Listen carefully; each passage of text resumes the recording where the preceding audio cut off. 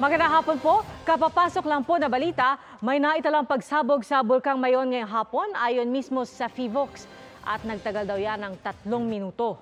Kasalukuyang nasa alert level 2 ang sitwasyon sa bulkan. Tutok lang dito sa 24 oras weekend para sa latest sa pag-aalboroto ng Bulkang Mayon. Samantala, kabilang disgrasya po sa Metro Manila. Sa Binondo, nahila ng isang truck ang mga kawad at may naputol pang poste. May magkahiwalay na aksidente rin sa EDSA kung saan ilang sasakyan pang nadamay. Tinutukan yan ni Jomer Apresto.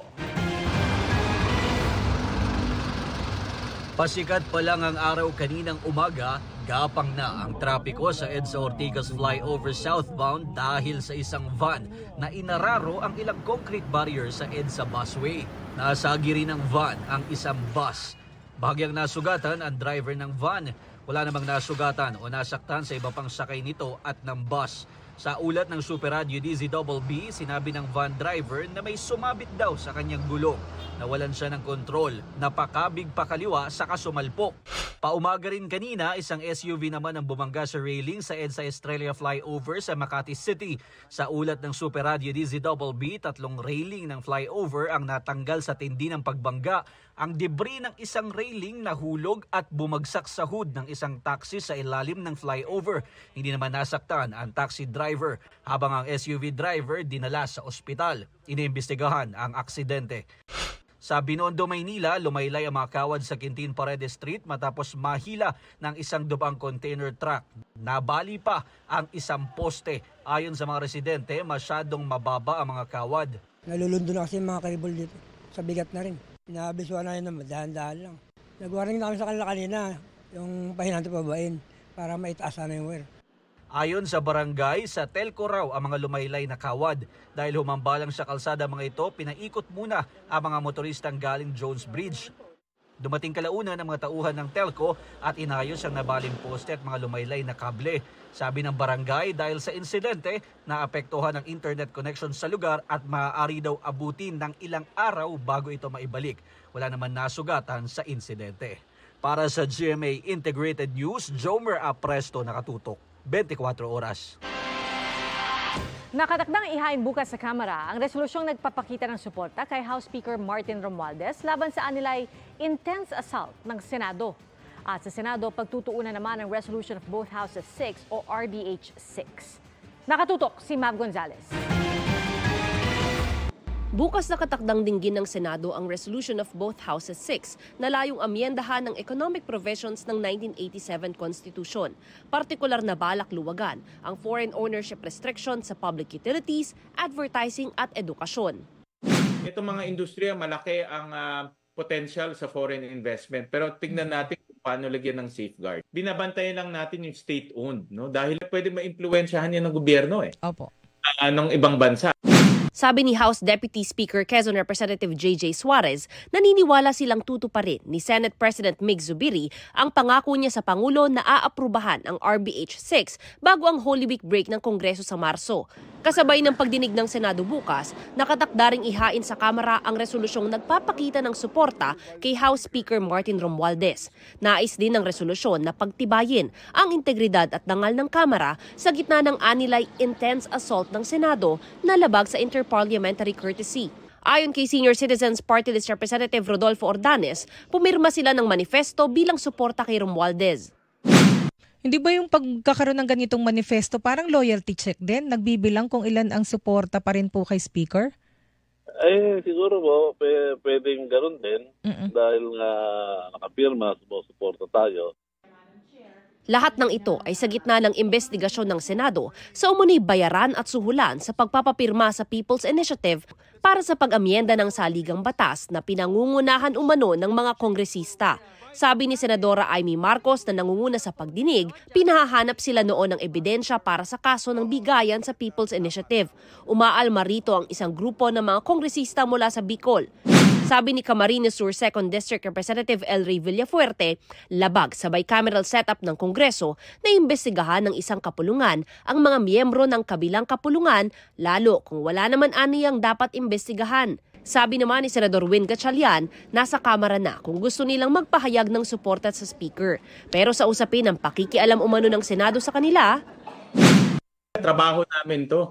Kung may mga bayaran na nangyayari kapalit ng pirma, kung mayroong mga corruption na nangyayari sa pagkuha ng pirma, dapat maimbestigahan. At yan ay interparliamentary courtesy.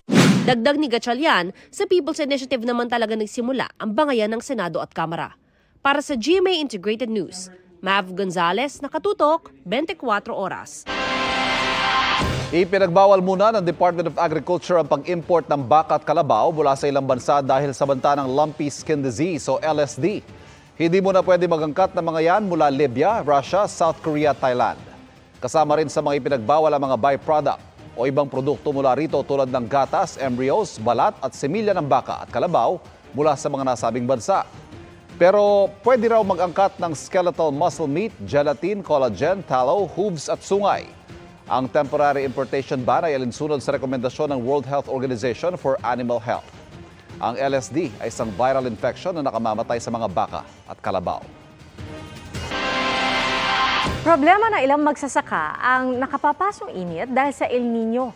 Kaya ang ilan sa kanila sa La Union lumilipat na sa pagtatanim ng ubas. Ayon sa ilang magsasaka ng tabako sa bayan ng Bawak, maituturing kasing drought-resistant crop o hindi malakas sa tubig ang ubas na namumunga na ngayong panahon. Sa ngayon, maganda naman daw ang bentahan ng ubas na nasa 350 hanggang 500 pesos kada kilo. Mga kapuso, magiging maulan pa rin sa ilang bahagi ng bansa bukas. Base sa rainfall forecast sa Metro Weather, umaga hanggang tanghali bukas inaasahan ng mahinang pagulan sa Oriental Mindoro at Aurora. Kaya din sa ilang bahagi ng Zamboanga Peninsula, Cotabato at General Santos. Hindi naman inialis ang posibilidad ng mahinang pagulan sa Metro Manila. Ayon sa Pag-asa, amihan ang umiiral ngayon sa Luzon, habang easterlies naman ang nakaapekto sa Metro Manila at iba pang bahagi ng bansa. Nabulabog ng sunog ang isang komunidad sa Mandaue City, Cebu kagabi. Nasa 30 bahay na tupok. Nakatutok si Femari Dumabok ng GMA Regional TV, Balitang Bisdak. Mabilis na nilamon ng naglalagablab na apoy ang ilang bahay sa Barangay Tingob sa Mandaue City, Cebu, baga alas 8 kagabi. Ang mga residente kanya-kanyang bitbit na ng mga gamit na pwedeng maisalba. Ilang minuto lang ang nakalipas, iniakyat na ang sunog sa ikalawang alarma. Rumisponde na rin ang ilang fire truck mula sa mga karatig lungsod. Ayon sa BFP Mandaue, tumagal ng 1 oras bago tuluyang naapula ang apoy. Natupok na sa 30 bahay na karamihan daw ay gawa sa light materials. Wala namang naitalang nasawi o nasaktan. Sa inisyal na assessment ng BFP, tinatayang mahigit 600,000 piso ang halaga ng pinsala. Patuloy naman ang investigasyon sa sanhi ng apoy na ayon sa BFP ay nagmula raw sa isa sa mga bahay roon. Pansamantalang nanunuluyan sa Tingob Elementary School na ginawang evacuation center ng mga nasunugan. Nagbigay na rin ang LGU ng mga pagkain, hygiene kits at iba pa sa mga biktima. Para sa GMA Regional TV, Balitang Bisdak at GMA Integrated News, ako si Femari Dumabok. Nakatutok, 24 oras. 16 na ang nasawi sa mga pagbaha at pagguho ng lupa bunsod ng masamang panahon sa Davao Region. Batay po sa datos ng NDRRMC. At may mga baha na rin sa Caraga Region at Maguindanao del Sur. Nakatutok si Jandy Esteban ng GMA Regional TV, 1 Mindanao.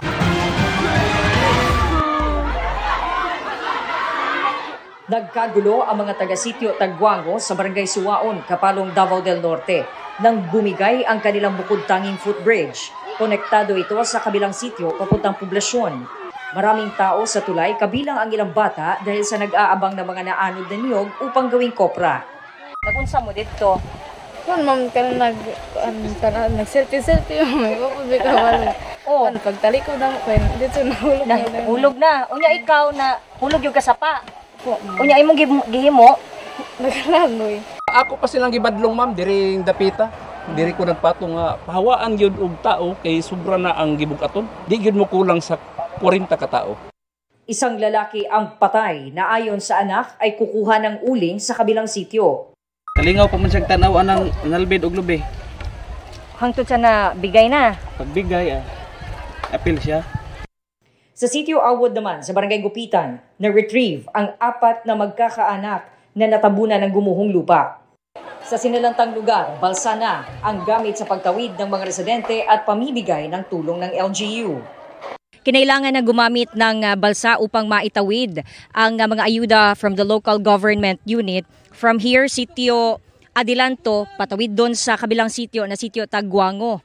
Dahil nga bumigay yung kanilang tulay. Doon sa kabila, yung mga apektadong residente nag-aabang na sa kanilang ayuda. Salamat kay sir, ma'am. Salamat. Maging sa Tagum, Davao del Norte, gumamit na ng malalaking rescue vehicle ang provincial government sa paghahatid ng pagkain at tubig sa mga residenteng hindi makaalis dahil sa taas ng tubig baha. Sa buong Davao Region, umakyat na sa 16 ang patay dahil sa baha at pagguho ayon sa NDRRMC. Mahigit 100,000 pamilya naman ang apektado. Sa Talacogon, Agusan del Sur, lubog pa rin sa baha ang ilang pananim at bahay. Ang ilang residente nagtayo na lang ng tent sa gilid ng kalsada para hindi abutin ng baha. Nagbabangka na rin ang ilang residente sa bayan ng San Luis kung saan hanggang bubong ang tubig baha.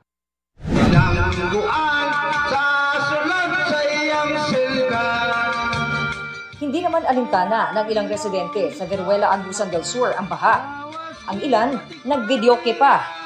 Inaalam pa ng PDRRMO ng Agusan del Sur ang kabuuang bilang ng mga binaha. Halos 24,000 family food packs naman ang ipinamahagi ng DSWD Caraga. Okay, tingnan niyo na po. Mahawak lang ng tali.